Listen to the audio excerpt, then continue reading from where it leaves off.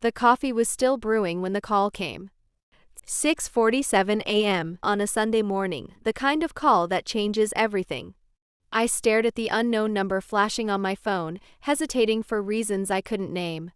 When I finally answered, the voice on the other end was calm, professional, detached. Mrs. Elena Blackwood? Yes, I whispered, though something inside me already knew. This is Detective Sarah Morrison with the Portland Police.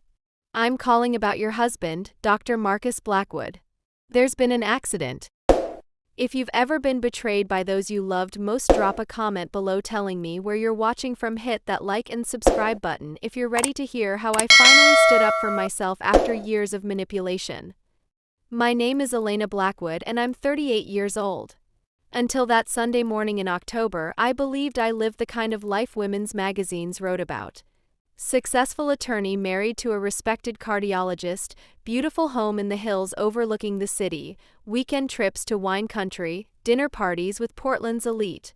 Marcus was everything I thought I wanted: brilliant, ambitious, devastatingly handsome, and completely devoted to our life together. Or so I thought. The detective's words came in fragments. Single car accident. Late Saturday night. No survivors. I remember nodding like I understood, like any of it made sense. But it didn't. Marcus had told me he was staying late at the hospital for an emergency surgery. He was supposed to be saving lives, not driving alone on a mountain road at midnight.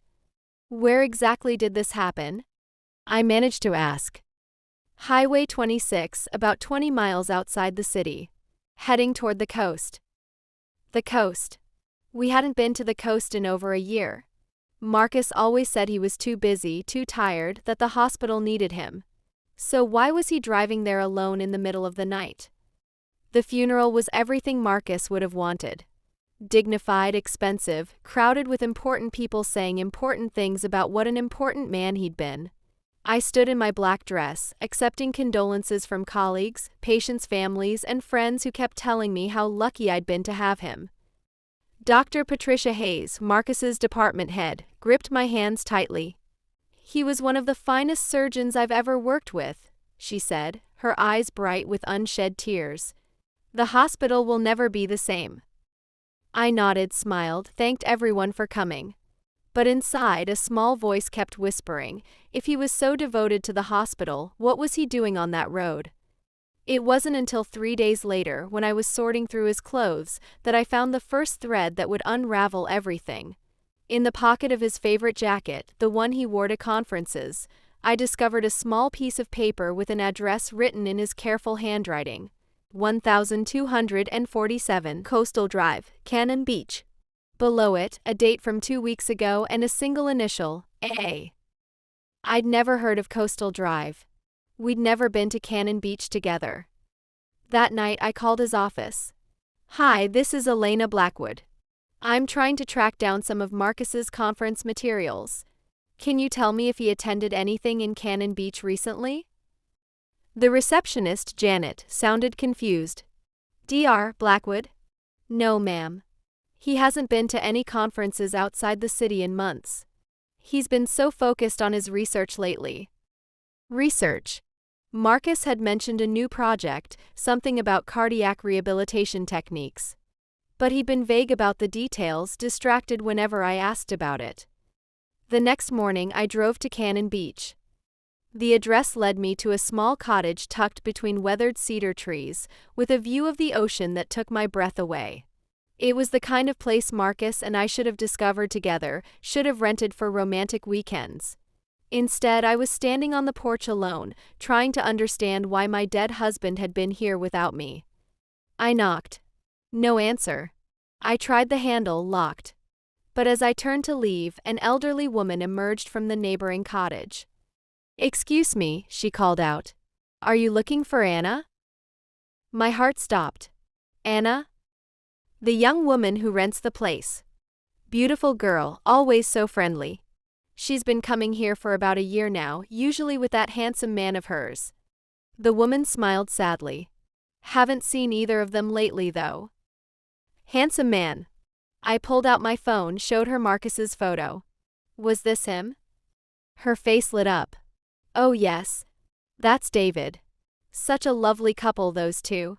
Always holding hands on their walks along the beach. David. Not Marcus. David. I drove home in a daze, my hands shaking on the steering wheel. A year. He'd been coming here for a year, living a completely different life with someone named Anna. Someone who knew him as David. But it was about to get worse. Back home, I tore through his study like a woman possessed. His desk, his filing cabinets, his bookshelves, everything I'd respected as his private workspace became fair game. In the locked bottom drawer of his desk, I found a key I'd never seen before. Small brass with a number etched on the side, 247. It looked like a safe deposit box key. The next morning, I called every bank in Portland. On the 5th try, I hit gold.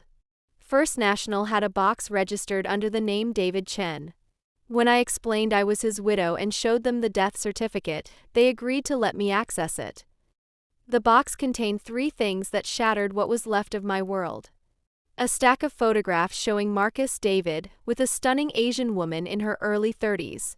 They were clearly in love, the kind of love that radiates from every picture. Beach walks, intimate dinners, lazy mornings in bed. In one photo, she was wearing a diamond ring. A lease agreement for the Cannon Beach cottage, signed by both David Chen and Anna Liu, dated 13 months ago. And a medical report that made my blood run cold. Anna Liu was pregnant. 6 weeks along. The date on the ultrasound was just 2 days before Marcus died. I sat in that sterile bank vault, staring at the evidence of my husband's double life, and felt something break inside me. Not just my heart, something deeper. My sense of reality, of who I was, of what was real and what wasn't. Marcus hadn't just cheated on me. He'd created an entirely fictional identity to be with another woman. For over a year, while I was making his favorite dinners and attending hospital galas by his side, he was building a life with Anna Liu. A life where he was going to be a father. The baby that I'd never been able to give him. I tried for 3 years. Fertility treatments, specialists, months of hope followed by devastating disappointment. Marcus had been supportive, patient, loving. "It'll happen when it's meant to," he'd said, holding me while I cried after another negative test. "We have time." Except he'd already moved on.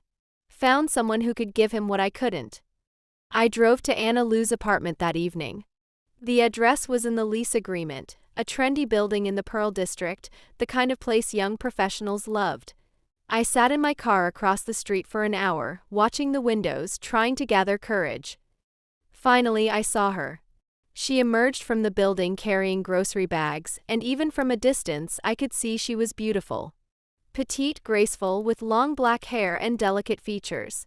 She moved with the careful, protective posture of early pregnancy. I followed her at a distance as she walked to a small cafe 3 blocks away. She sat at a corner table, pulled out a book, and ordered tea. She looked peaceful, content, completely unaware that the father of her child was dead. I almost left then. Almost drove home and tried to pretend I'd never seen her, never opened that safe deposit box. But I couldn't. I needed to know. I walked into the cafe and approached her table. "Anna Liu?" She looked up, smiled politely. "Yes?" "My name is Elena Blackwood. I think we need to talk about David Chen." Her face went white.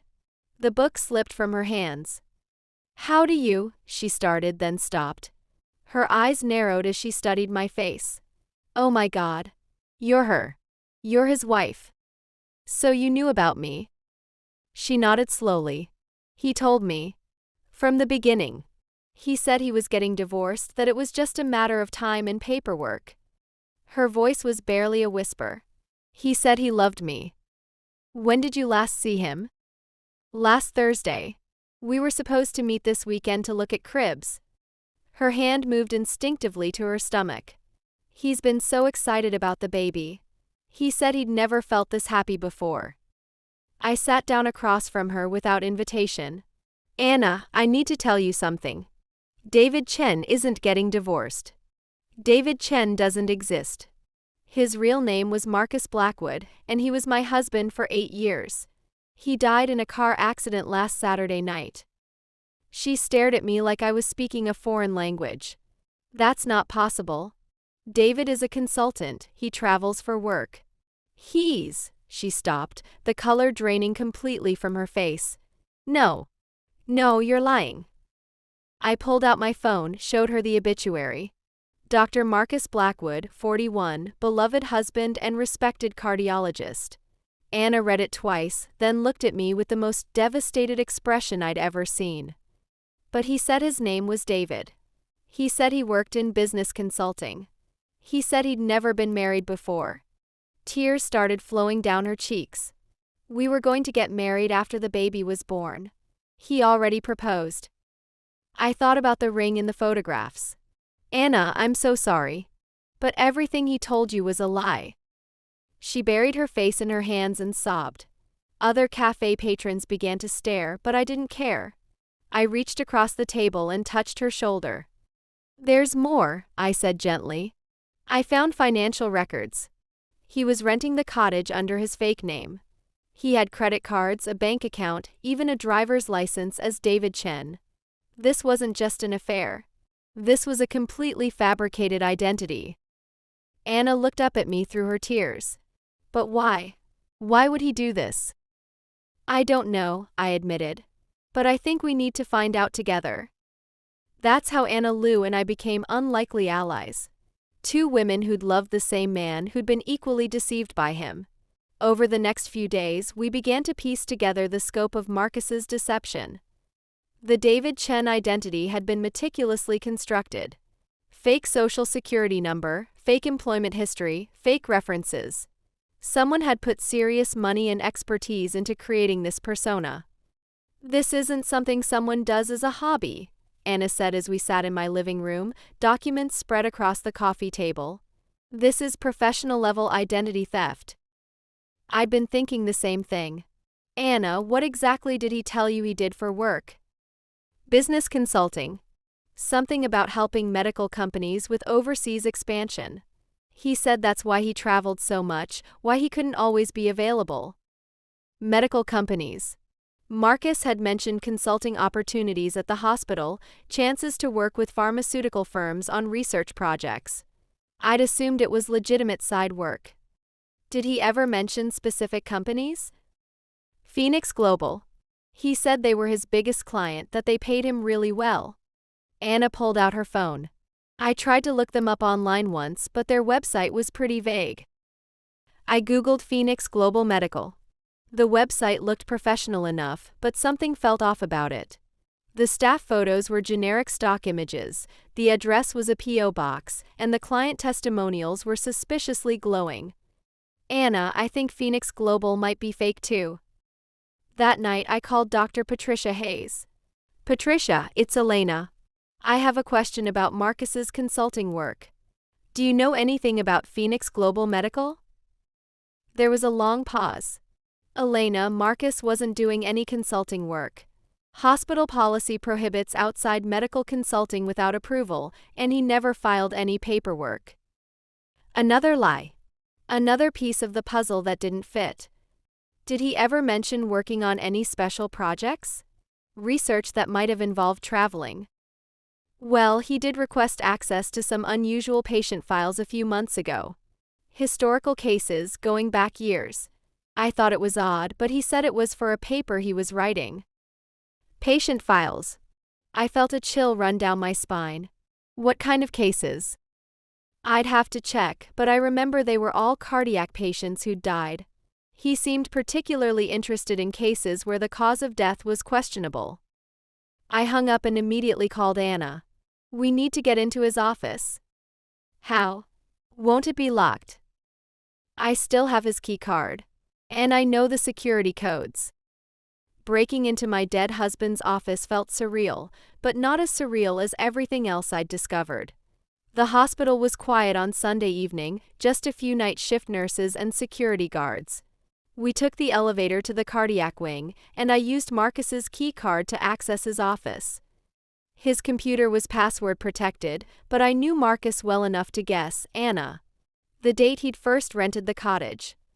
What we found on his computer made everything else look like child's play. Marcus hadn't just been living a double life. He'd been selling information. Patient records, medical research, experimental drug trial data, all of it downloaded and organized in folders labeled with company names I'd never heard of.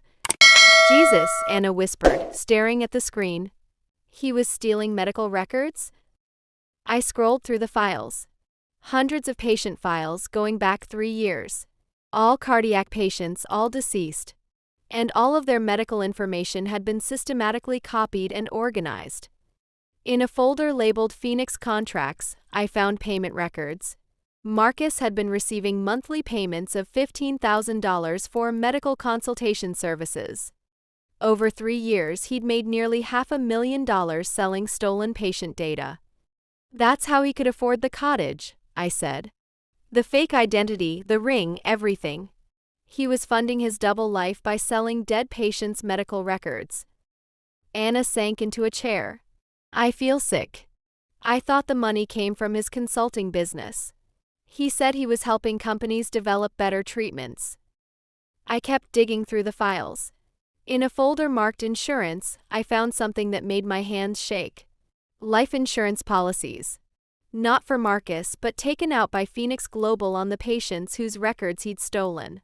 Policies worth millions of dollars, with Phoenix Global as the beneficiary. Anna, look at this. They weren't just buying medical records.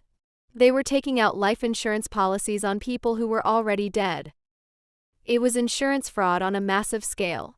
Someone was using the medical records Marcus stole to retroactively insure patients, then claim benefits after their deaths. The fact that the patients were already deceased when the policies were taken out made it nearly impossible for insurance companies to detect the fraud. And Marcus had been the inside man, providing the medical documentation needed to make the policies look legitimate. Oh God, Anna whispered. What if someone found out? What if that's why he's dead? The same thought had occurred to me. Marcus's accident had been single car, no witnesses, on a remote stretch of highway. What if it hadn't been an accident at all? I was about to voice this fear when we heard footsteps in the hallway outside. Heavy, deliberate footsteps that didn't belong to a nurse or security guard. We need to leave, I whispered, frantically copying files to a flash drive. Now. But it was too late. The office door opened and a man in an expensive suit stepped inside. He was tall, silver-haired, with cold eyes that assessed us like we were problems to be solved. Mrs. Blackwood, he said calmly. And you must be Anna. We need to talk. I stood up slowly, the flash drive clutched in my hand. Who are you? My name is Robert Sterling. I work for Phoenix Global Medical. Or rather, I worked with your husband on some sensitive projects. You mean the insurance fraud? Sterling smiled, but it didn't reach his eyes. That's a very serious accusation. I prefer to think of it as creative financial planning. Anna stood up too, moving closer to me. You killed him, didn't you? When he tried to stop. Marcus wasn't trying to stop anything. Marcus was trying to expand the operation. Unfortunately, he'd become careless. Sloppy. The fake identity was bringing unwanted attention. I felt the pieces clicking into place. You found out about Anna. About the cottage. We found out about a lot of things. Marcus thought he was clever, skimming a little extra for his personal life. But he was stealing from us, Mrs. Blackwood. And we don't tolerate theft. So you killed him. Sterling shrugged. Cars are dangerous things. Especially when the brake lines have been compromised. Anna gasped. I felt rage building in my chest, hot and powerful. What do you want from us? The files Marcus copied. All of them. And your silence. Sterling's voice was matter-of-fact, like he was discussing the weather. In exchange, we'll forget this conversation ever happened. And if we refuse? Then you'll discover that grief can be very dangerous to one's health. I looked at Anna, saw my own fear reflected in her eyes. But I also saw something else, determination. We'd both been betrayed by Marcus, but we weren't going to be victims of these people too. The files are encrypted, I lied smoothly. Marcus was paranoid about security. Even if you take our computers, you won't be able to access the data. Sterling's eyes narrowed. Then you'll decrypt them. Maybe. Or maybe we'll take everything to the FBI and let them sort it out. For the first time, Sterling looked uncertain. You wouldn't want to do that, Mrs. Blackwood. Think about your reputation. Your career. Once this comes out, everyone will know about your husband's activities. Everyone will also know about Phoenix Global's insurance fraud. I'm guessing that's worth a lot more than my reputation. Sterling stared at us for a long moment, then pulled out his phone. I need to make a call. He stepped into the hallway, speaking in low, urgent tones. Anna grabbed my arm. Elena, we need to get out of here. Now. I know. But first, I quickly downloaded one more folder from Marcus's computer. This one was labeled Sterling and contained what looked like financial records and correspondence. We slipped out through a side exit, using an emergency stairwell I knew from my visits to the hospital. Sterling was still on his phone in the hallway, his back to us. In the parking garage, Anna was shaking. What do we do now? If they killed Marcus, they'll kill us too. No, they won't, I said, surprised by the steadiness in my own voice. Because we're going to destroy them first. That night in my living room, Anna and I went through everything we'd found. The patient files, the insurance policies, the payment records, and most importantly, the Sterling folder. Robert Sterling wasn't just an employee of Phoenix Global. He was the founder and CEO. And according to the files, Phoenix Global had been running this scam for over 5 years, stealing medical records from hospitals across the country and using them to commit insurance fraud worth over $50 million. Marcus had been their inside man at Portland General, but he wasn't their only source. There were similar operations at hospitals in Seattle, San Francisco, and Los Angeles. Look at this, Anna said, pointing to a spreadsheet. They've been paying doctors at all these hospitals. It's not just Marcus. I studied the list. Dozens of doctors, all in cardiac units, all receiving monthly payments from Phoenix Global. It was a network of medical professionals selling patient data for insurance fraud. We need to take this to the authorities, I said. But what about the threat? Sterling wasn't bluffing. I looked at Anna, this woman I'd met as my husband's mistress, who'd become my unlikely partner in uncovering his crimes. She was 6 weeks pregnant with Marcus's child, mourning a man who'd never really existed, and now facing threats from criminals who'd killed once already. Anna, I have an idea. But you're not going to like it. The next morning, I called Detective Morrison, the officer who'd informed me about Marcus's accident. Detective, I need to report some irregularities in my husband's death. I think it might not have been an accident. We met at the police station where I presented everything we'd found. The fake identity, the stolen medical records, the insurance fraud, and our encounter with Sterling. Detective Morrison listened with growing amazement. Mrs. Blackwood, this is much bigger than a car accident. We're talking about federal crimes. I know. That's why I'm here.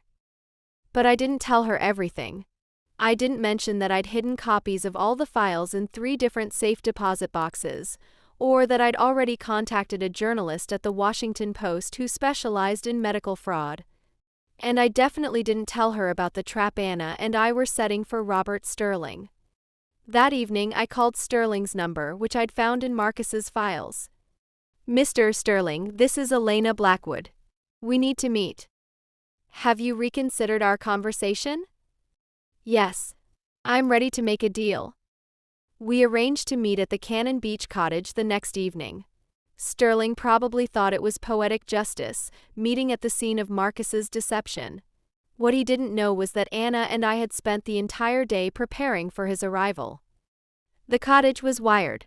Anna had a friend in tech who'd helped us set up hidden cameras and audio recording equipment. Everything Sterling said would be captured and transmitted to a secure server.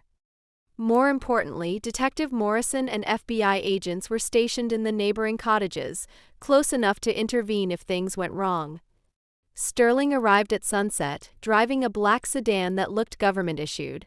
He wasn't alone. Two men in dark suits flanked him as he approached the cottage.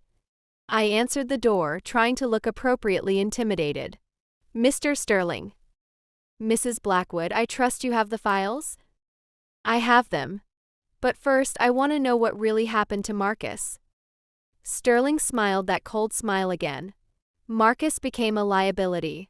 He was getting careless, leaving digital footprints. The fake identity was drawing attention. And then there was the matter of his creative accounting. "You mean he was stealing from you?" $20,000 over 6 months. Money meant for Phoenix Global operations, diverted to fund his little love nest. Sterling gestured around the cottage. "We couldn't allow that kind of insubordination." "So you had him killed?" "I prefer to think of it as terminating a problematic employee." "Perfect. He just confessed to murder on tape." "Now," Sterling continued, "the files?" I handed him a flash drive. "Everything's on there." Sterling plugged it into a laptop one of his associates carried. After a few minutes, he frowned. "This is encrypted. You said you'd decrypt it." I lied. That's when everything went wrong. Sterling's expression turned dangerous. "I was hoping we could handle this civilly, Mrs. Blackwood. But I see you've chosen the difficult path." He nodded to his associates, who immediately moved toward me. But before they could reach me, Anna stepped out of the bedroom, holding a gun. "FBI. Nobody move." Except Anna wasn't FBI.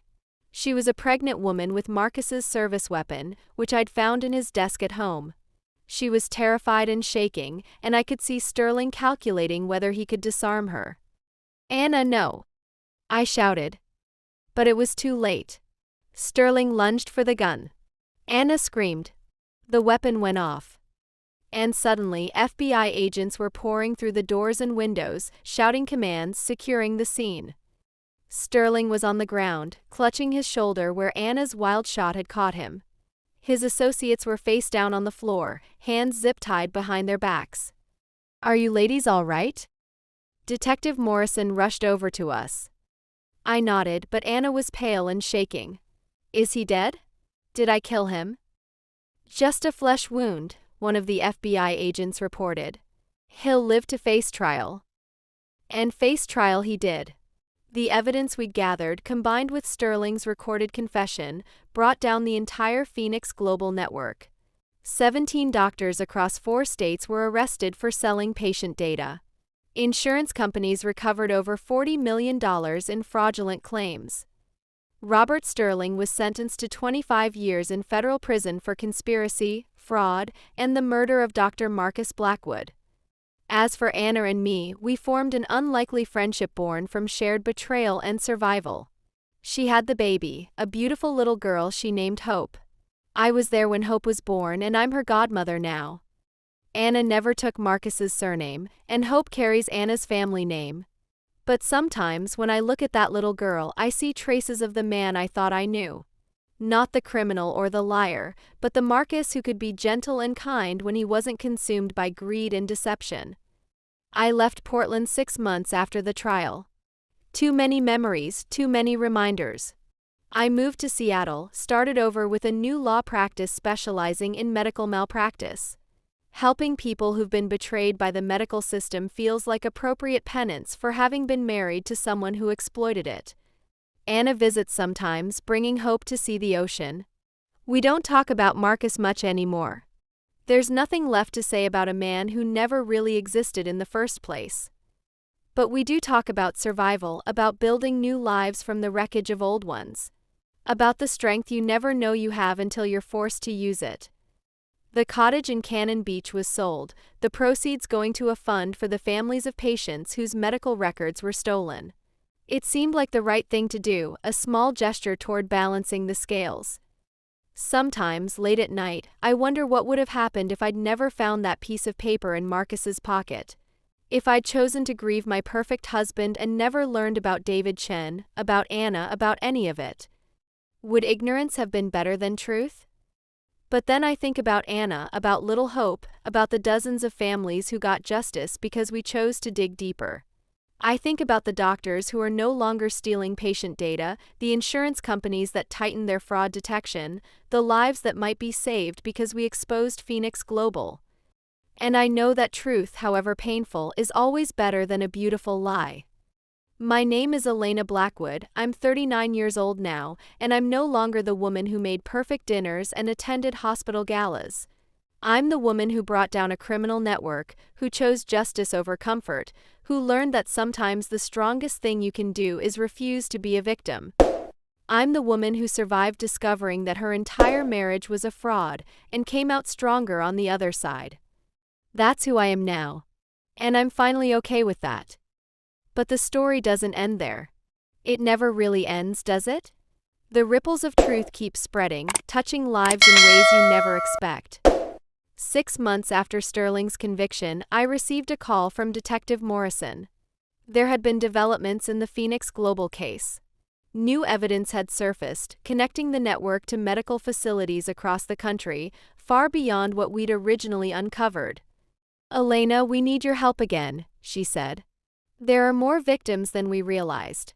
Families who deserve to know what happened to their loved ones." I was living in my new apartment in Seattle by then, trying to build a quiet life. The law practice was growing, and I'd even started dating again, carefully, slowly, with the wisdom that comes from having your trust obliterated and rebuilt from scratch. But I couldn't say no to Detective Morrison. Not when there were families out there living with the same questions I'd had, the same need for answers.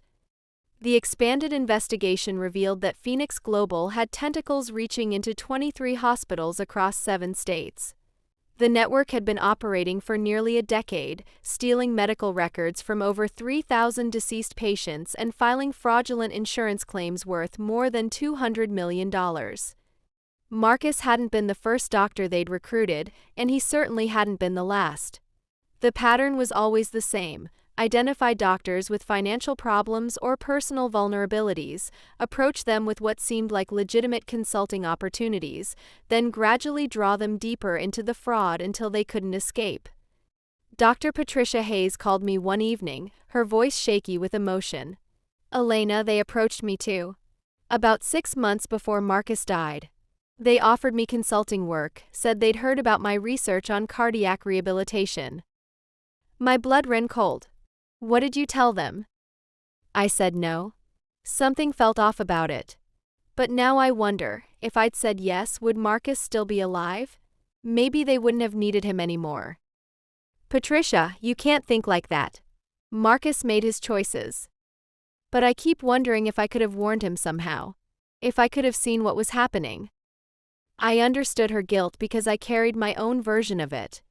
The guilt of not knowing, of not seeing the signs, of being so wrapped up in the life I thought we had that I missed the life he was actually living. Anna and I had talked about this during one of her visits. We were sitting on my balcony, watching Hope toddle around the garden while we drank coffee and tried to make sense of everything that had happened.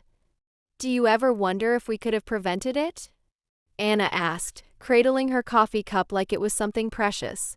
"If we'd been different people, paid more attention, asked more questions?" "Every day," I admitted. But then I remember that the problem wasn't us. The problem was that we trusted someone who didn't deserve it.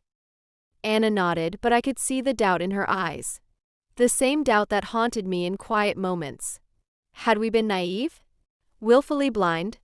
Or just human, doing what humans do, believing the best about someone we loved? The truth was probably all of the above. As the investigation expanded, more stories emerged. Stories that made our experience feel both unique and terrifyingly common. Dr. Sarah Chen in San Francisco had been recruited after her mother's cancer treatment bankrupted the family. She'd started by providing Phoenix Global with research data, thinking she was helping develop better treatments. By the time she realized what was really happening, they had enough evidence to destroy her career if she tried to leave. Dr. Michael Rodriguez in Los Angeles had been approached after his divorce, when he was struggling with alimony payments and trying to maintain his practice. Like Marcus, he'd been seduced by the easy money and the promise that he was helping advance medical science. Each story followed the same pattern: financial pressure, a seemingly legitimate offer, gradual corruption, and finally, complete entrapment.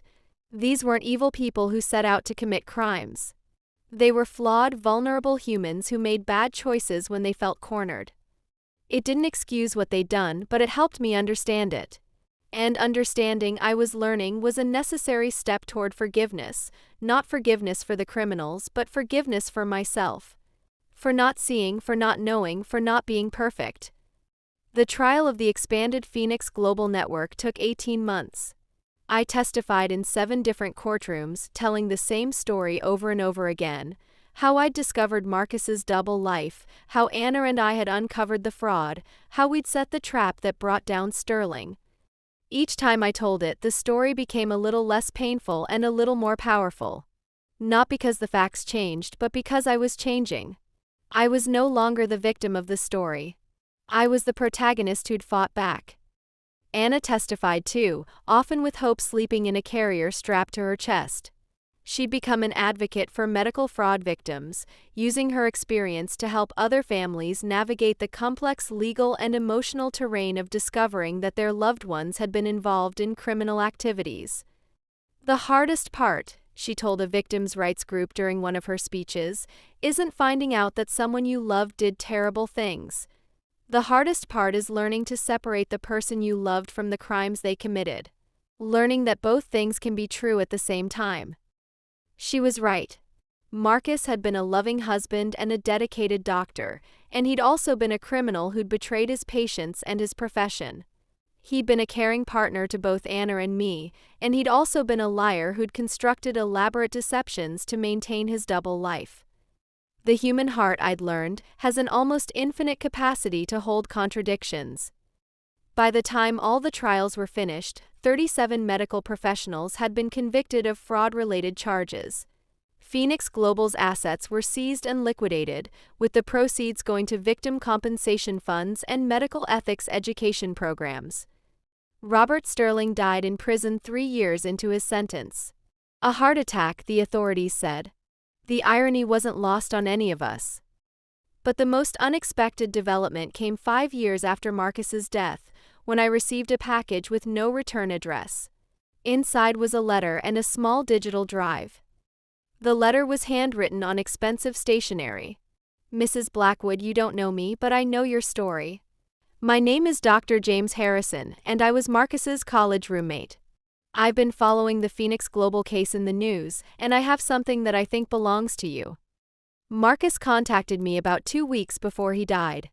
He seemed agitated, paranoid.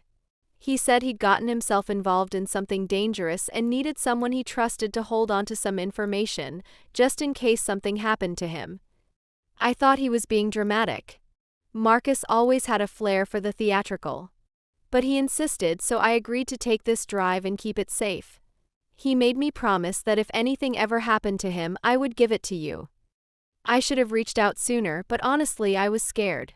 After reading about the criminal network and the murder charges, I realized that Marcus hadn't been paranoid at all. He'd been right to be afraid. I'm retired now, living in a small town in Montana where nobody knows my name or my history. I figure it's safe enough to finally honor my promise to my old friend. Whatever's on this drive, I hope it brings you some peace. Sincerely, James Harrison. I stared at the letter for a long time before inserting the drive into my computer. Part of me wanted to throw it away to let sleeping dogs lie. I'd built a good life in Seattle. I had work that mattered, friends who cared about me, even a relationship with a kind, honest man who knew my whole story and loved me anyway. Did I really want to open another door to the past? But curiosity won, as it always does. The drive contained a single video file, dated 2 days before Marcus died. When I clicked play, his face filled the screen. But this wasn't the confident, controlled Marcus I'd known. This man looked haunted, exhausted, aged by stress and fear. "Elena," he said, looking directly into the camera, "if you're watching this, it means something has happened to me. And it probably means that you've discovered things about me, about our life together, that I never had the courage to tell you." He paused, ran his hands through his hair, a gesture I remembered from our early dating days when he was nervous about something. I know this won't make up for anything, and I know it won't undo the pain I've caused. But I need you to know that none of this was supposed to happen. When Phoenix Global first approached me, they presented it as legitimate research. Medical consulting for international companies developing cardiac treatments. He laughed bitterly. I was so arrogant. I thought I was smarter than everyone else, that I could tell the difference between legitimate business and criminal activity. By the time I realized what they really were, I was in too deep to get out. Another pause. In the background, I could see the cottage in Cannon Beach, the place where he'd lived his life as David Chen. The identity theft, the fake name, that wasn't my idea. When I tried to distance myself from Phoenix Global, they threatened to expose me to the medical board. They said they'd destroy my career, have me arrested. So they offered me an alternative, create a completely separate identity for my work with them. Keep Elena, keep you completely separate from their world. My throat tightened. Even in his confession, he was still lying to himself, still making it sound like he'd been protecting me rather than protecting himself. But then I met Anna, he continued, and his expression softened. And I fell in love with her. Not because you weren't enough, Elena. You were everything I thought I wanted in a wife. But Anna loved David. She loved the man I was when I wasn't carrying the weight of all my mistakes. Tears were flowing down my cheeks, but I couldn't stop watching. I know how that sounds. I know how selfish and twisted it is. But for the first time in years, I felt like I could breathe when I was with her. I could be the man I wanted to be instead of the man I'd become. He looked away from the camera, staring out at the ocean beyond the cottage windows. The pregnancy changed everything. Anna deserved better than a man living a lie. The baby deserved a father with a real name, a real life. So I decided to end it. All of it. The work with Phoenix Global, the fake identity, even my marriage to you. My heart stopped. He'd been planning to leave me. I was going to tell you everything, Elena. I was going to confess, face the consequences, try to build something real with Anna and our child. But Sterling found out. They have people watching, monitoring. They knew about my plans before I could act on them. Marcus looked back at the camera and I saw fear in his eyes. Real, bone-deep terror. They've given me an ultimatum. Continue working for them, expand the operation, or they'll kill Anna and make it look like an accident. They showed me photos of her apartment, her daily routine, her doctor's appointments. They know everything. He stood up, paced out of frame, then came back. So I'm going to give them what they want. For now. But I'm also creating an insurance policy. I've documented everything, copied all their files, recorded conversations. If something happens to me, if they try to hurt Anna or you or the baby, all of it goes public. The video flickered, and for a moment I thought it was over. But then Marcus was back, closer to the camera this time. Elena, I know I don't deserve your forgiveness. I've lied to you about everything that mattered. But I need you to know that loving you wasn't a lie. Marrying you wasn't a lie. You were the best part of my life, even when I was too broken to appreciate it. He reached toward the camera as if he could touch my face through the screen. Take care of Anna and the baby. They're innocent in all this. And take care of yourself. You're stronger than you know, braver than you think. I've always admired that about you, even when I was too much of a coward to tell you. The video ended with Marcus reaching to turn off the camera. The screen went black, leaving me alone with my tears and 1,000 new questions.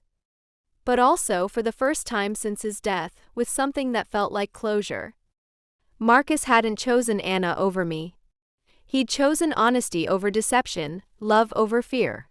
He'd been planning to end the lies, even knowing it would cost him everything. In his own flawed, tragic way, he'd been trying to do the right thing. It didn't excuse the years of deception or the crimes he'd committed. It didn't undo the pain he'd caused or the lives he'd damaged. But it did help me understand that the man I'd loved had still existed, buried somewhere beneath all the lies and fear. And maybe that was enough. I called Anna that night, told her about the video. We cried together over the phone, grieving not just for Marcus, but for the man he might have been if he'd been braver, if he'd made better choices, if he'd found the courage to tell the truth before it was too late. He really was going to leave his wife for me, Anna said quietly. I always wondered if that was just another lie. It wasn't a lie, I said. None of his feelings were lies. His feelings for you, his feelings for me, those were real. It was everything else that was fake. We talked for hours that night, two women who'd loved the same complicated, flawed, tragic man. Two women who'd survived his deceptions and built new lives from the wreckage of his choices. And somewhere in that conversation, I finally found the forgiveness I'd been searching for. Not forgiveness for Marcus, that would take more time, might never come completely. But forgiveness for myself. For not seeing the signs, for not asking the right questions, for being human in a situation that demanded perfection. I was Elena Blackwood, 41 years old, and I was finally ready to let go of the woman I'd been and embrace the woman I'd become. The woman who'd chosen truth over comfort, justice over peace, courage over safety. The woman who'd learned that sometimes love isn't enough, but it's still worth something. That sometimes the people we love most are capable of terrible things, and sometimes terrible people are capable of love. The woman who discovered that the strongest thing you can do isn't to avoid being broken, but to decide what to build from the pieces. That's who I am now. And I'm more than okay with that. I'm proud of it.